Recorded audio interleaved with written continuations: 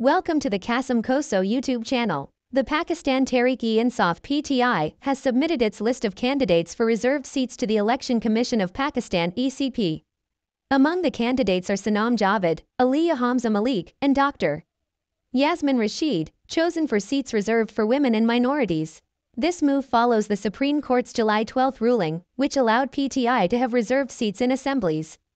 The court directed PTI to submit its list within 15 days, which the ECP must publish within 7 days. The list includes 67 women and 11 minorities candidates for national and provincial assemblies. Notable nominations include Lal Chand Malhi for a minority seat in the National Assembly and Dr. Yasmin Rashid for a reserved seat in the Punjab Assembly. Earlier, the ECP declared 39 PTI lawmakers, who contested as independents and joined the Sunni Ittihad Council as PTI members, aligning with the court's decision. The PTI's recent moves aim to consolidate its position as a major parliamentary party, despite challenges from PML-N and PPP, who have filed a review petition against the SC ruling.